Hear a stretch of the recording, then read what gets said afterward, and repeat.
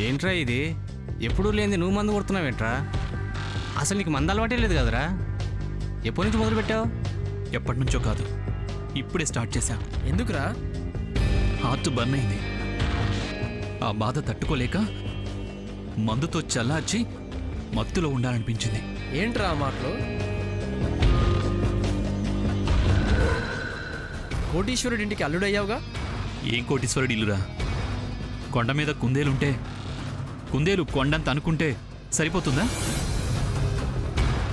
మీరంతా గొప్పగా అనుకుంటున్నారు, కానీ నా బాధ మీకు తెలీదు. అటు ఆదిత్య, ఆయన భార్య, చివరికి ఆఫీస్ మేనేజరు చీప్గా చూస్తున్నారా? ఏం చేయాలో ఎవరికి చెప్పుకోవాలో తెలియక మందుతో మీతో కలిసి షేర్ చేసుకొని మనసు తేలికపరుచుకుందామని వచ్చా.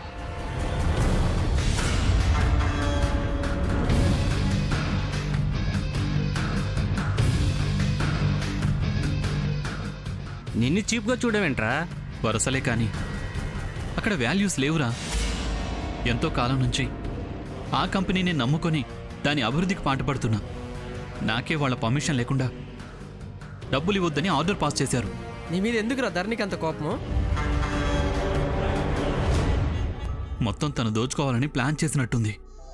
నేను అడ్డుపడతానని నన్ను ఇన్సల్ట్ చేసి హర్ట్ చేసి బయటకు వెళ్ళేలా చేయాలని ప్లాన్ చేసి.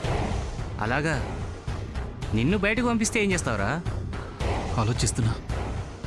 అన్ని రకాలుగా ఆలోచించి టైం చూసి ఆ ధరణిని కోలుకోలేని దెబ్బ కొడతా. మళ్ళీ ఆఫీస్ విషయాలు తలదూర్చకుండా ఆఫీస్ అంటేనే దడుచుకునేలా చేస్తా. అది ఆ మాటను బాగుంది. ఆవిడ పవర్స్కి బ్రేక్ వేయరా. ఆవిడ వరకు డిస్టర్బ్ చేయి.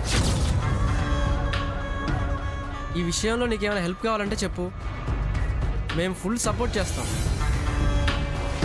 అవునరా? చాలా థ్యాంక్స్ రా.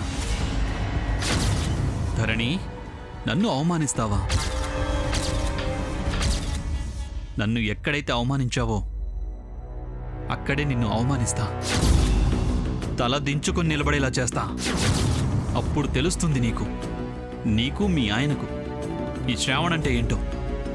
పోయిరా. చాలరా.